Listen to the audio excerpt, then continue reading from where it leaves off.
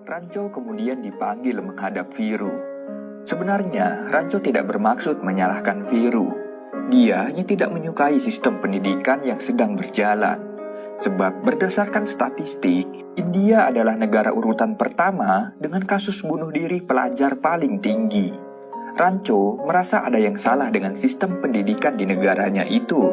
Namun Viru berdalih bahwa dia tidak peduli dengan universitas yang lain. Yang dia tahu, kampus yang dia pimpin adalah yang terbaik nomor 1 di India. Ya, walaupun kampus dengan ranking terbaik, namun apalah arti dari sebuah angka? Ranco merasa peringkat itu tidak ada gunanya, sebab di kampus itu, para mahasiswa dilarang untuk membicarakan ide baru. Tidak ada penemuan baru. Peringkat itu hanyalah omong kosong. Yang diajarkan dosennya hanyalah menghafal isi buku dan mendapatkan nilai yang bagus.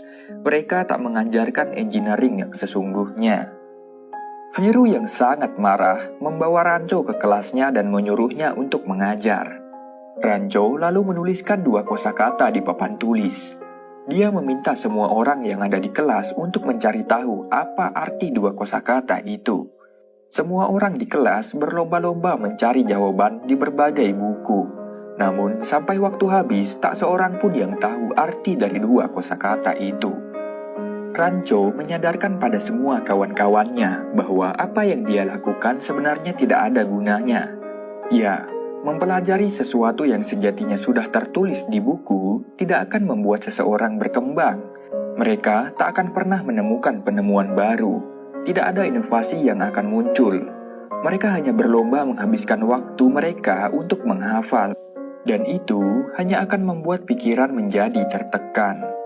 Seharusnya kampus adalah tempat untuk ide baru terlahir.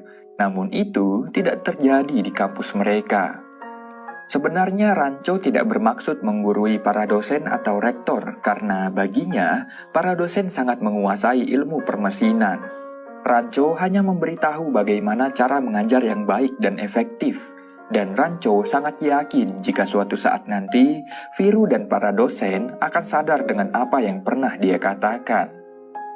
Karena ulah Ranco itu, Viru kini menyerang 2 sahabatnya. Viru mengirimkan surat teguran pada orang tua Farhan dan Raju. Surat itu bagaikan bom atom yang dijatuhkan di Hiroshima dan Nagasaki. Ranco dipanggil orang tua Farhan yang kemudian memarahinya. Ayah Farhan menganggap Ranco adalah pengaruh yang buruk untuk anaknya. Namun Ranco malah fokus pada foto-foto hewan yang terpajang di rumah Farhan. Ya, itu adalah foto hasil jepretan Farhan. Dia memang mempunyai hobi fotografi, namun ayahnya tak menyukai hobi anaknya itu. Padahal, sebenarnya Farhan memiliki potensi yang besar jika dia menggeluti dunia fotografi. Tak berapa lama, Ranco kemudian diusir. Karena kelaparan, mereka bertiga pergi ke rumah Raju dengan harapan bisa mendapatkan makanan. Rumah Raju mengingatkan 2 sahabatnya pada film hitam putih di era jadul. Kondisi keluarga Raju sangat memprihatinkan. Ayahnya lumpuh karena stroke. Ibunya terus-menerus batuk dan kakak perempuannya meratapi nasibnya yang tak kunjung menikah. Sofa dengan per mencuat dan air yang menetes dari atap yang bocor menjadi pemandangan yang biasa di rumah Raju. Surat teguran dari kampus membuat ibunya sangat kecewa. Ibunya terus mengoceh dan memerahi Raju. Sampai-sampai Raju pergi dari rumah karena merasa malu. Karena masih kelaparan, Ranco mengajak 2 sahabatnya menyusup ke pesta pernikahan. Di pesta, Ranco melihat seorang pria yang sedang memarahi kekasihnya karena memakai jam murahan. Pria itu bernama Suhas. Dia adalah orang yang mata duitan dan selalu ingin terlihat kaya dengan barang yang branded. Ranco kemudian menghampiri kekasih dari Suhas yang bernama Pia. Dia memberikan seikat bunga dan beberapa saran pada Pia untuk menjauhi Suhas karena sifatnya yang buruk. Pada faktanya, pesta pernikahan itu adalah pesta kakak Pia, dan dia ternyata adalah anak dari Viru, si rektor kampus. 3 sahabat ini akhirnya tertangkap basah menyusup untuk mendapatkan makanan. Esokan harinya, Farhan dan Raju terpaksa harus menghadap Viru di ruang rektor. Viru meminta mereka berdua untuk pindah ke kamar catur dan menjauhi Ranco. Farhan tidak peduli dengan gertakan Viru, namun berbeda dengan Raju. Dia sangat takut jika sampai keluar dari kampus. Raju akhirnya memutuskan untuk pindah ke kamar catur. Catur sendiri adalah orang yang sangat menyebalkan. Dia sering kentut sembarangan tanpa suara. Catur juga orang yang licik. Dia kerap kali memberikan majalah dewasa ke setiap kamar sehari sebelum ujian berlangsung, agar nilai kawan-kawannya jadi buruk. Di suatu hari, Ranco mensabotase naskah pidato Catur. Dia mengganti semua kata mukjizat menjadi kata cabul karena kosakatanya yang hampir mirip. Karena pada faktanya, Catur tidak memahami bahasa India murni. Di hari guru seperti yang sudah dijadwalkan, Catur berpidato di depan semua hadirin. Seperti yang sudah diduga, Catur menyebutkan kata cabul dan susu di setiap kalimat yang dia ucapkan. Sontak saja, hal itu membuat seluruh hadirin terus-menerus tertawa sepanjang pidato berlangsung. Pidato itu bagaikan stand-up komedi yang sangat pecah bagi para mahasiswa. Momen itu adalah hari di mana Catur mempermalukan dirinya sendiri. Ya, itulah akibatnya jika hanya menghafal tanpa memahami. Selepas kejadian itu, Catur mengamuk. Dia melabrak Ranco dan Farhan. Dia berjanji 10 tahun yang akan datang, dia akan menjadi orang yang lebih sukses dari kawan-kawannya itu. Di suatu hari, Pia berjumpa lagi dengan Ranco, tapi tampaknya Pia masih belum putus dari Suhas. Ranco berpura-pura memberitahu Suhas kalau jam tangan yang baru saja Suhas berikan hilang. Seketika Suhas langsung marah pada Pia karena dikira menghilangkan jam tangan pemberiannya. Kini Pia baru menyadari perkataan Ranco. Dia langsung mengembalikan jam tangan pemberian itu dan pergi. Ranco lalu mendapatkan kabar buruk kalau ayahnya Raju mengalami kejang-kejang. Dia meminjam skuter Pia dan menuju rumah Raju. Karena ambulan tak kunjung datang, Ranco akhirnya terpaksa membonceng ayah Raju dengan motor hingga sampai tepat di ruang UGD. Raju yang tahu akan hal itu marah pada Ranco, tapi semua kekesalannya seketika berubah menjadi haru, sebab karena tindakan cepat dari Ranco, ayah Raju berhasil diselamatkan. Raju sangat berterima kasih pada Ranco yang mau repot-repot membantu ayahnya. Ya, awalnya Raju memang menjauhi Ranco karena selalu membuat onar. Tapi kini, Raju baru menyadari bahwa Ranco dan Farhan adalah sahabat sejatinya. Tak lupa, saat pulang, Ranco berterima kasih pada Pia atas tumpangan motornya. Dan ternyata, Pia kini sudah single. Dia sudah berpisah dari Suhas. Sekarang kehidupannya sudah bebas. Sejak saat itu, Pia tampaknya mulai menaksir Ranco. Setiap saat, wajah Ranco selalu terbayang-bayang di dalam pikiran Pia. Keesokan harinya, 3 sahabat ini telat datang ke kelas. Mereka lalu mengikuti ujian dengan waktu yang tersisa. Tapi sayangnya, waktu mereka tak cukup. Namun, mereka tetap mengerjakan kertas ujian mereka. Tak lama kemudian, jawaban mereka selesai dikerjakan. Tapi dosen tidak mau menerimanya karena mereka telat mengumpulkan. Ranco lalu menyelipkan kertas mereka ke tengah-tengah kertas ujian yang lain dan mengacak-ngacaknya. Dosen yang tidak mengenali nama mereka pun jadi bingung untuk mengetahui yang mana kertas mereka. Di hari pengumuman hasil ujian, Raju dan Farhan berada di urutan terbawah dengan nilai paling rendah. Dan ternyata, orang yang berada di peringkat pertama adalah Ranco. Ya, walaupun sering membuat onar, pada kenyataannya, Ranco adalah orang yang cerdas. Saat photoshoot kelas, Ranco berada di posisi paling depan, tepat di sebelah Viru. Tapi kedua sahabatnya berada di pojokan paling belakang karena ada di urutan ranking paling rendah. Sebenarnya Ranco tidak menyukai sistem ranking, karena itu tidak sehat. Apalah arti nilai di atas kertas, ketika di kehidupan nyata, nilai akademik seperti itu tidak akan terpakai. Yang menentukan kualitas seseorang sebenarnya adalah skill dan akhlaknya. Sistem ranking hanya akan membuat mental seseorang tertekan karena dikucilkan bila tidak mendapatkan nilai yang bagus. Tapi Viru tetap kekeh dengan pendiriannya. Dia bahkan memprediksi Farhan dan Raju tidak akan mendapatkan pekerjaan saat sudah lulus karena mereka kurang pintar di kampus. Sebaliknya, Ranco tidak setuju dengan perkataan Viru itu. Mereka pun bertaruh. Asisten Viru menjadi saksi jika suatu saat nanti Raju dan Farhan sampai mendapatkan pekerjaan, Viru akan mencukur habis kumis kesayangannya. Di suatu malam, mereka bertiga bercanda dan mabuk untuk melepas stres. Ranco memberikan tips untuk dua sahabatnya itu. Dia menyuruh Farhan untuk menggeluti dunia fotografi karena Farhan sangat tertarik di bidang itu. Sebenarnya Farhan kuliah di teknik mesin hanya karena paksaan orang tuanya. Itulah sebabnya nilai Farhan selalu hancur, sebab dia memang tidak tertarik dengan ilmu mesin.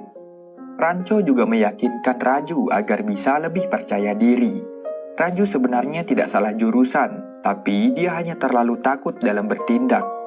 Keraguan-raguannya itu membuat nilainya selalu drop di kelas. Maklum saja, Raju memikul beban yang berat untuk keluarganya. Orang tuanya berharap kelak dia menjadi orang yang sukses agar bisa mengangkat derajat dan ekonomi keluarganya, sebab dia adalah harapan satu-satunya. Namun ternyata Ranco juga memiliki kelemahan, karena sebenarnya dia menyukai Pia, tapi dia tidak berani mengungkapkannya. Karena itulah Farhan dan Raju menantang Ranco untuk mengatakan perasaannya pada Pia. Mereka lalu menyusup ke rumah Pia. Ranco mengungkapkan semua isi hatinya yang selama ini dia pendam. Dia juga berbincang dengan kakak Pia yang sedang hamil. Di luar rumah, Farhan dan Raju yang sedang teler malah asik mengencingi kotak surat Viru karena dendam. Suara bising mereka membuat Viru keluar dari rumahnya. Dia mengejar Ranco dan kawan-kawan yang sudah mengencingi kotak suratnya. Tiga sahabat ini kemudian bersembunyi di kelas sampai mereka ketiduran. Saat terbangun, ternyata hari sudah pagi dan kelas sudah dimulai. Viru masuk ke kelas untuk mencari orang yang semalam berbuat onar di rumahnya. Dia mendapati Raju yang baru terbangun dalam keadaan sangat teler karena mabuk semalam. Raju kemudian dipanggil untuk menghadap Viru. Viru membuat surat drop out untuk Raju karena ketahuan mengencingi kotak suratnya dan mabuk di kelas. Raju memohon dengan sangat agar diberi keringanan, namun Viru sama sekali tidak peduli. Karena sudah frustasi, Raju akhirnya memilih terjun dari jendela. Semua mahasiswa sangat terkejut. Ranco dan kawan-kawan membawa Raju yang tengah sekarat menuju rumah sakit. Kondisinya sangat mengenaskan. Raju divonis koma akibat syok dan pendarahan yang serius. Hari demi hari berjalan. Ranco selalu setia menemani Raju saat terbaring sakit. Dia juga mencoba berbagai cara agar Raju bisa kembali terbangun. Tapi sayangnya keadaan Raju tidak ada perkembangan. Namun ternyata usaha Ranco itu tidak sia-sia.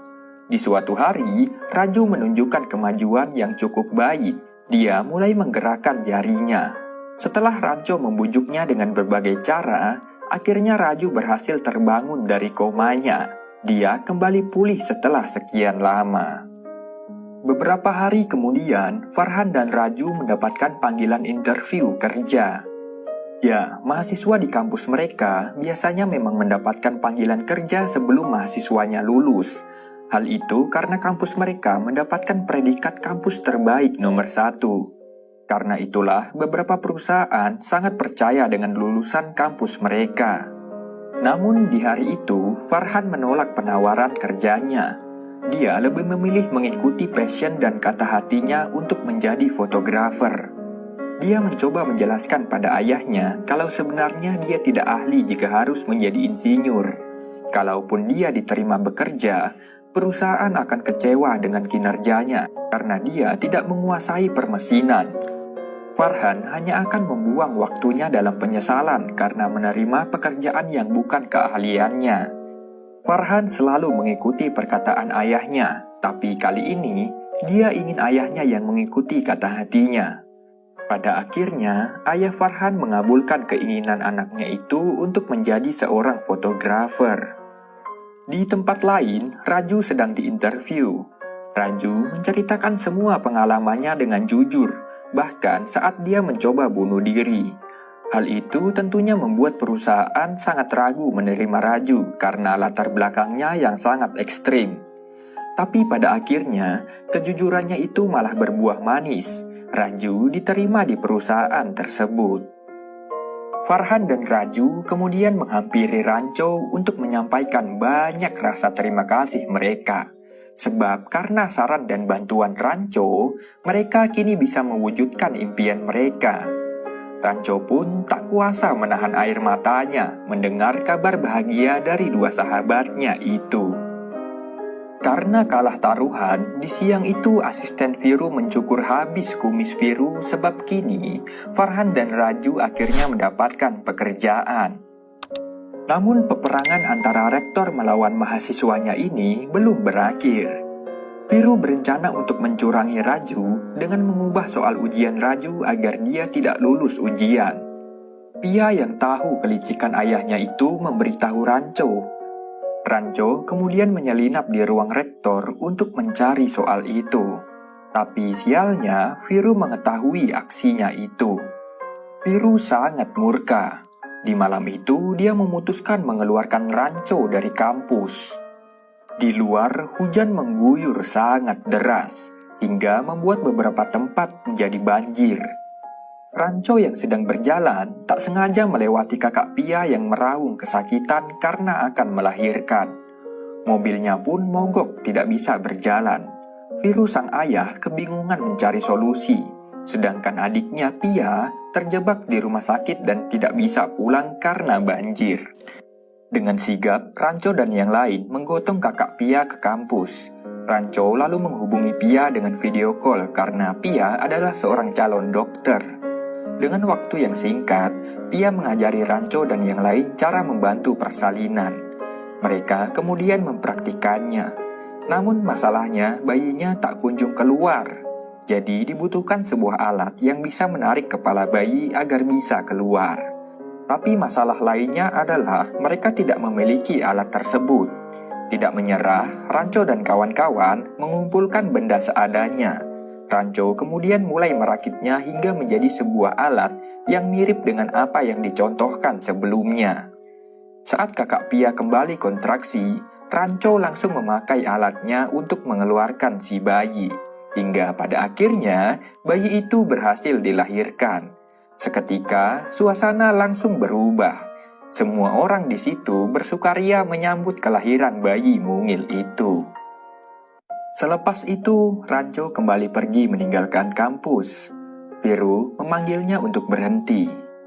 Viru sangat terharu dengan kebaikan Rancho yang mau membantu anaknya melahirkan. Sambil menangis, Viru mengurungkan niatnya untuk mengeluarkan Rancho. Viru juga mewariskan pena miliknya yang sangat berharga pada Rancho. Viru menyuruh Rancho untuk kembali ke asrama dan melanjutkan kuliahnya. Singkat cerita, hari kelulusan pun tiba.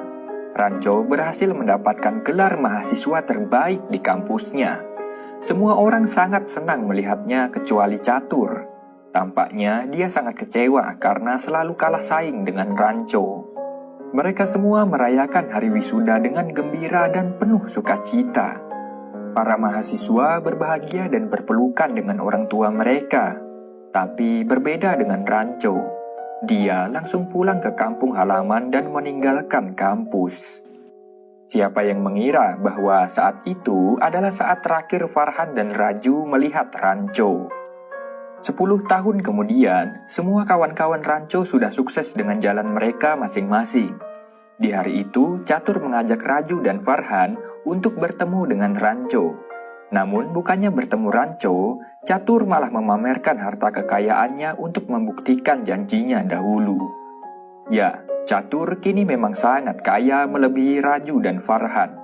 Dia juga memiliki sebuah perusahaan. Mereka kemudian pergi menuju alamat yang diketahui Catur. Beberapa jam kemudian, mereka tiba di alamat yang dimaksud. sebuah rumah mewah yang berisi banyak orang yang sedang berkabung karena ada yang meninggal. Mereka menyangka itu rumah Rancho, dan ternyata memang benar itu adalah rumah Rancho. Tapi Rancho yang mereka temui bukanlah Rancho yang pernah mereka kenal. Padahal foto di dinding menunjukkan bahwa orang itu adalah Rancho.